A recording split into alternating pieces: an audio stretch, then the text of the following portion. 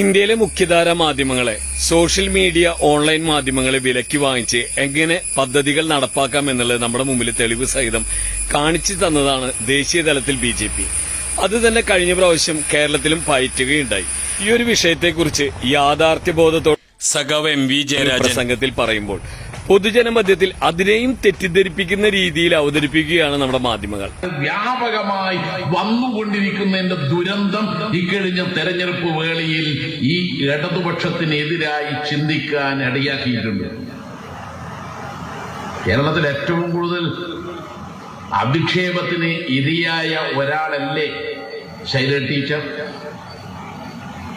ഏറ്റവും കൂടുതൽ അധിക്ഷേപം, അതിനെല്ലാം നേതൃത്വം കൊടുത്തത് സോഷ്യൽ മീഡിയ സംവിധാനമല്ലേ? എങ്ങനെയാ സോഷ്യൽ മീഡിയയിലൂടെ ഇത് ചെയ്യുന്നത്? നമ്മളെ പാർട്ടി പ്രവർത്തകന്മാരും ഇടതുപക്ഷ പ്രസ്ഥാനത്തോട് കൂറുള്ളവരും ഒരു കാര്യം ഓർക്കണം, മനസ്സിലാക്കണം. അത് മറ്റൊന്നുമല്ല, ഇടതുപക്ഷമെന്ന് നമ്മൾ കരുതുന്ന സോഷ്യൽ മീഡിയയിലെ പല ഗ്രൂപ്പുകളെയും വിലക്ക് വാങ്ങുകയാണ്. പറഞ്ഞത് വ്യക്തമാണ്. ശൈലജ ടീച്ചർക്കെതിരെ നിരന്തരമായ അധിക്ഷേപത്തിന്റെ പരമ്പര തീർക്കുകയായിരുന്നു മുഖ്യധാര മാധ്യമങ്ങളും സോഷ്യൽ മീഡിയ ഹാൻഡിലുകളും.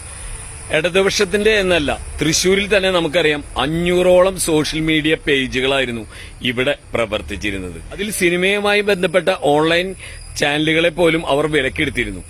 ഈ സത്യത്തിനെ മറച്ചു പിടിച്ചുകൊണ്ടാണ് ഇപ്പോൾ മാധ്യമങ്ങൾ റിപ്പോർട്ട് ചെയ്യുന്നത്. തൃക്കാക്കരയിലെ LDF സ്ഥാനാർത്ഥി ജോ ജോസഫിനെ അപകീർത്തിപ്പെടുത്തുന്ന വ്യാജ വീഡിയോ പ്രചരിപ്പിച്ച സംഭവത്തിൽ അറസ്റ്റിലായവരിൽ കോൺഗ്രസ് മണ്ഡലം പ്രസിഡന്റും പാലക്കാട് ആമയൂർ മണ്ഡലം പ്രസിഡന്റ് ഷുക്കൂറിനെയാണ് അറസ്റ്റ് ചെയ്തത്. തൃക്കാക്കര തെരഞ്ഞെടുപ്പിനെ തുടർന്ന് ഈ ഒരു വീഡിയോ പ്രചരിപ്പിച്ച ഘട്ടത്തില് ബഹുമാനപ്പെട്ട നമ്മുടെ VD സതീശൻ പറഞ്ഞത് എന്താണെന്ന് വെച്ചാല്, ഇങ്ങനൊരു വീഡിയോ കിട്ടിയാൽ ആരാണ് പ്രചരിപ്പിക്കാതിരിക്കുക എന്നതാണ്. നമ്മുടെ മാധ്യമങ്ങൾക്ക് അതൊരു എക്സ്ക്ലൂസീവ് വാർത്തയായില്ല, പിന്നീട് അതൊരു അധിക്ഷേപ വാർത്തയുമായില്ല. അവിടെയാണ് മാധ്യമങ്ങളുടെ സംരക്ഷണം എന്ന് പറയുന്നത്. പ്രതിയെ പിടിക്കുന്നത് വളരെ ദിവസം കഴിഞ്ഞിട്ടാണ്, തെരഞ്ഞെടുപ്പ് കഴിഞ്ഞ് അതിന്റെ അലയിലൊക്കെ കഴിഞ്ഞതിന് ശേഷമാണ്. അതുകൊണ്ട് തന്നെ പ്രതി ആരാണ് എന്നുള്ളത് പൊതുസമൂഹത്തിൽ ചർച്ചയാവുന്നില്ല. ഇത് തന്നെയാണ് സോഷ്യൽ മീഡിയയുടെ വിജയം, മാധ്യമങ്ങളുടെ വിജയം.